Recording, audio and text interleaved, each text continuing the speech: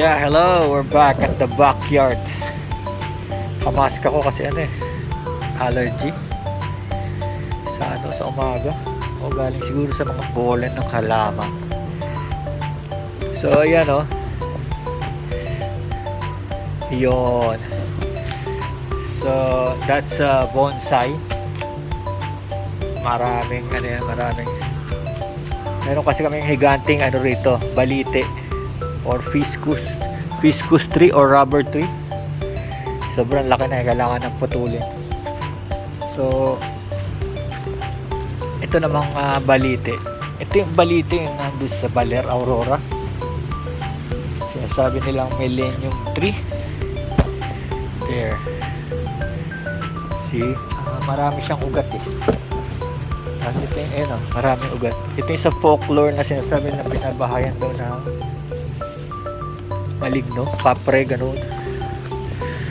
Yan, pero sa ngayon, pinutol natin siya para paramihin. Maganda kasi dito, maugat siya, maugat. Tapos, yung profile ng trunk niya, ang ganda tignan kasi maraming ang ugat. Tapos, ayan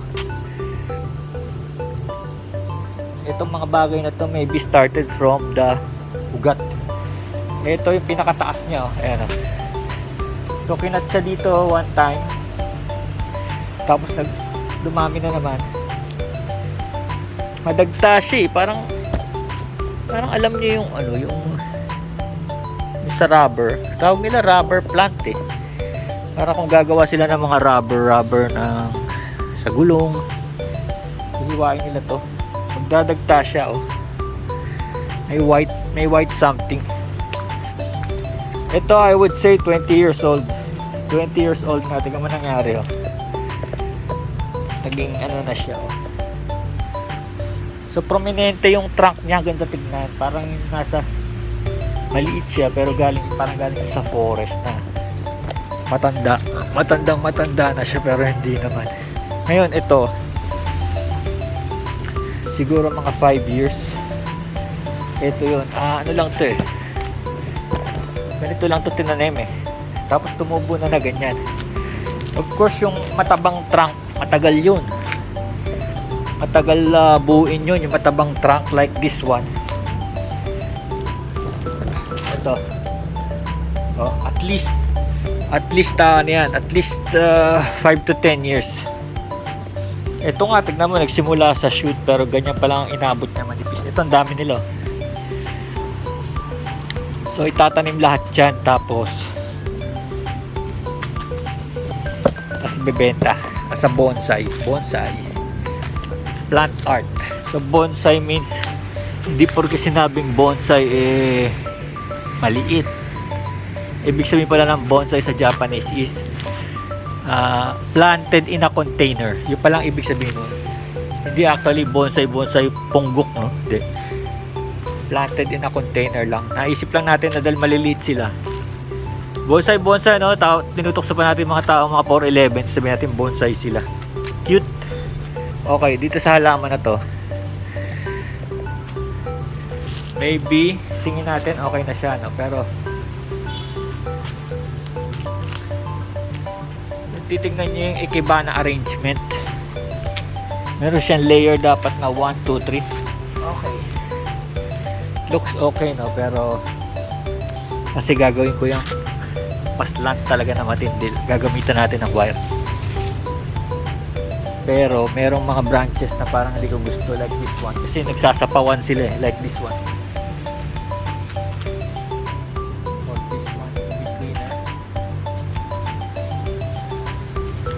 So ang gagawin natin, tatanggalin natin yung some areas para magkaroon na ng division, para magkaroon na parang poodle effect, like this one. Ayan.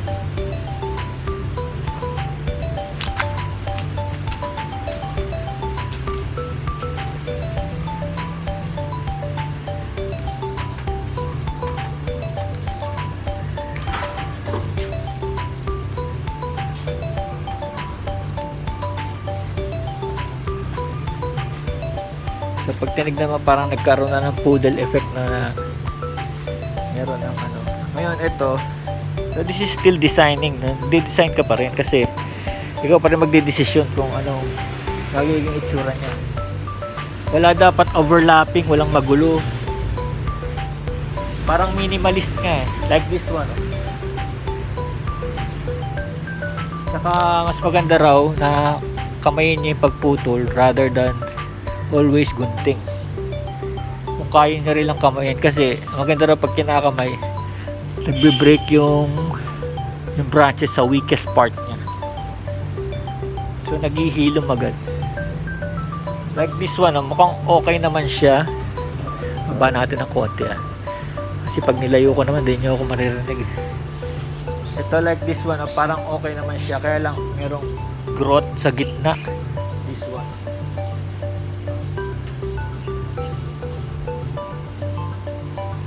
Ito, dalawa sila, no? Dalawa sila, as you can see. Parang hindi naman kailangan yung isa.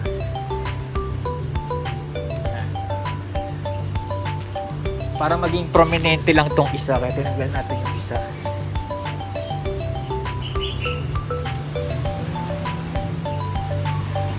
So lumalabas ganun yung parang bonsai design. Kasi ikaw magdidesisyon kung ano ang matitirang branches. Ngayon dahil minimalist nga, syempre gusto mo as konti, minimal. Kasi tutubuan naman uli yan eh. Tapos ang tutubo dyan, maliliit na leaves na. Mas cute.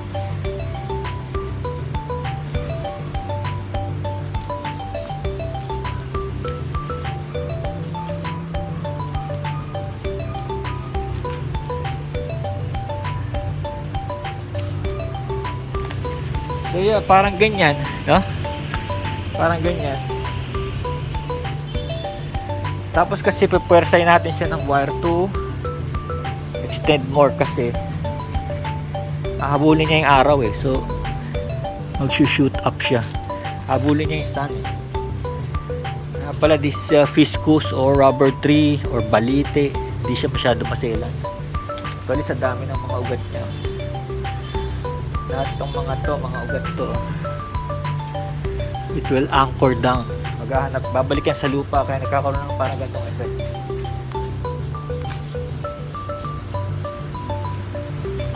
Dito sa taas medyo magulo pa yan, no? Dito sa taas medyo magulo pa siya.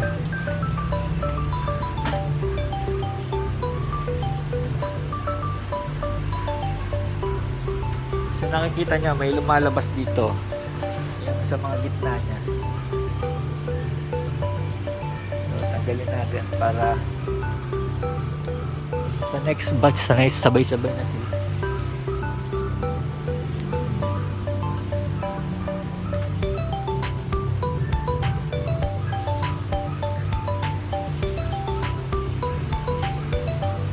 So ganyan yan sa design kasi kailangan magdesisyon.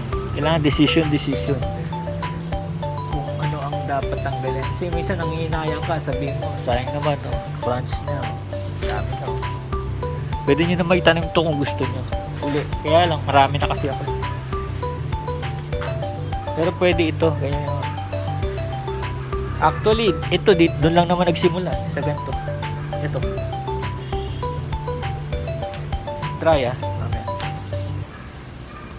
So ngayon parang magulo pa rin dito sa taas eh. Ngayon gusto ko siyang kamayin, kaya lang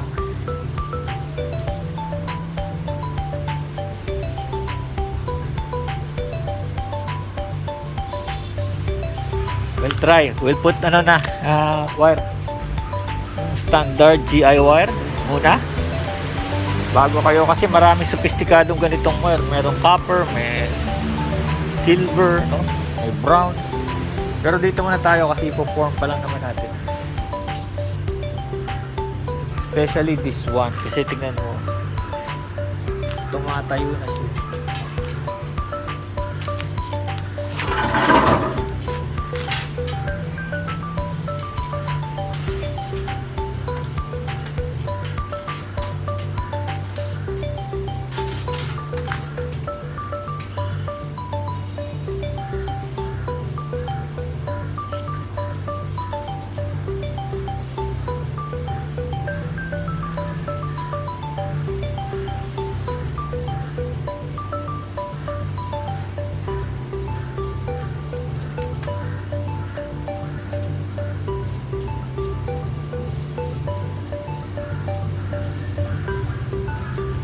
as you do the wire, magkakaroon na kayo ng puwersa na i-move siya, i-move yung location ng ano niya, yung track niya.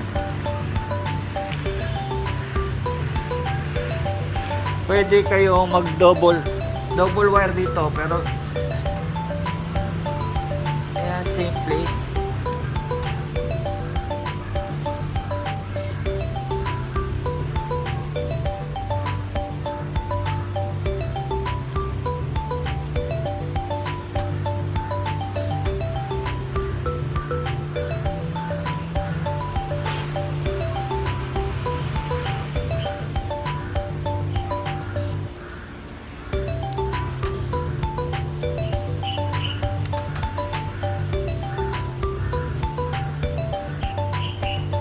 As you can see, dahil pinipwersa natin siya dun sa direction na gusto natin, kailangan magbawas pa tayo ng ano, ng dahon. Parang yung susunod na dahon, yun na yung proper growth niya, proper, kasi naka-incline na, naka-recline pataas.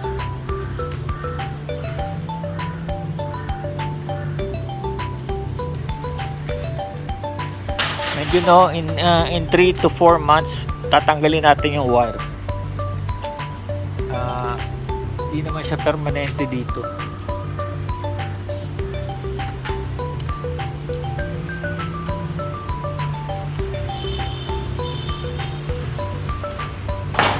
So, anong nangyari, ayan o, pwede natin siyang i-bend ng parang, ayan o, kasi sa likod na may foliage.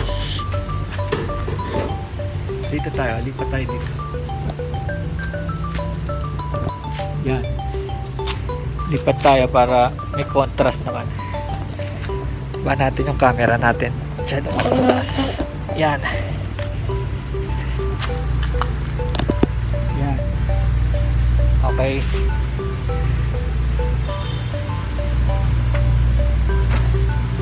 So ito nasusundan niyang growth.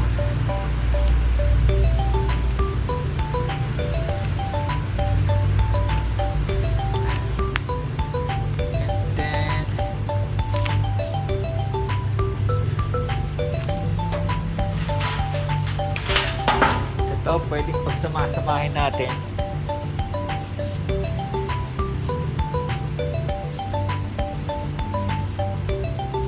Siguro nga kaya sikat tong rubber tree dahil para siyang rubberize.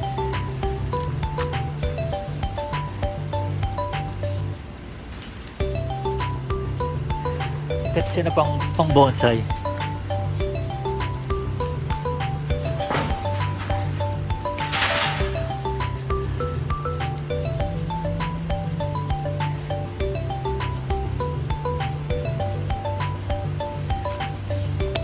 Pero alam nyo, nalagay ko kahit iwan mo yung wire dyan, kakainin niya ng katawan ng bonsai. Ganyan sila eh. Wala talagang kaselan-selan. Pero kung gusto nyo magsimula po from scratch, binibenta ko na yung mga yung mga trunk.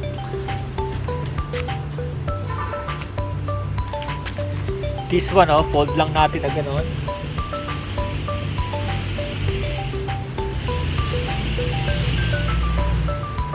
Alam niyo kung bakit pinofold? Kasi ang ganda niya ang ganda niya. Di ba para siyang nagiging yung parang maliit na puno. Kasi unang-una, itong mga branch lang to supposed to be branch lang to May mga dahon diyan kanina inalis natin, di ba? Tapunta lang sa dulo.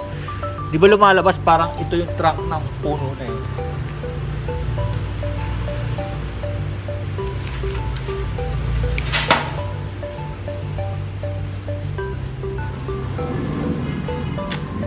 So for now, yan yung final position niya na napili ko, no? So kanya depende sa inyo kung gusto niyo pang sarado rito, depende dito.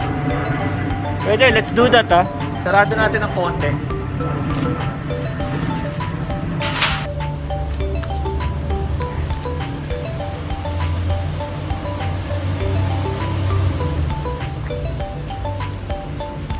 So ganyan yun. Ganyan yung style na gusto ko. Tapos kailangan natin mag-trim, no? Kailangan natin mag-trim ng konti kasi may mga areas na may mga areas na naging crowded. Like over here, oh. Naging crowded siya ng konti.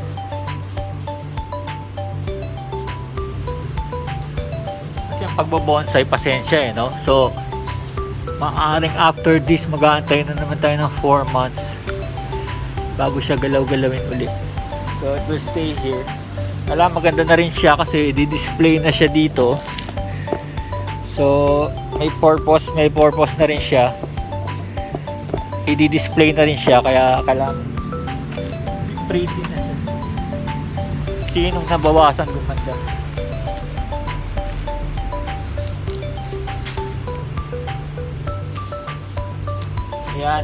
Ayan, gusto ko na yan. Gusto ko na itsura niya. Lapit tayo, oh. Diba? See? So from there, yan na yung pinaka final shape niya. Yan na yung shape niya. Tapos kailangan ang maintenance nito, wag mong hayaang mawala yung shape niya. Ganun daw in the long run, patatabayin mo siya ng patatabayin hanggang mapuno ito ng ugat. Para siyang alaga mo, para siyang alaga mong dog, or wag mo siyang hayaang maging out of shape. Parang tao din, ano? Kailangan pag merong nag-overshoot, tatanggalin mo yun. Sometimes once a week or once every 2 weeks, depende. So yung mga klase ng ganito, mahilig sila sa tubig, sa araw. Maganda to outdoor. Kung papasok nyo sa bahay, siguro 3 days sa loob ng bahay, tapos labas nyo na naman uli para makarecover. Maglalagay pa tayo ng mga gemstones dito. May naglalagay dito gemstone, or sometimes porcelain stuff, like kunwari bahay na maliit, porcelain, or maybe rebulto or metal. We'll see, something like this. Luma na to, pero yung bago nito may color pa, A Little House on the Prairie, pwede mo ilagay dyan.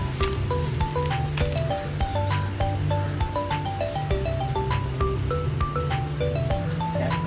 Of course, yung bonsai plant nyo, meron siyang front, no? May front, may side, may back. So kayo na option nyo na yun kung nasa ng front.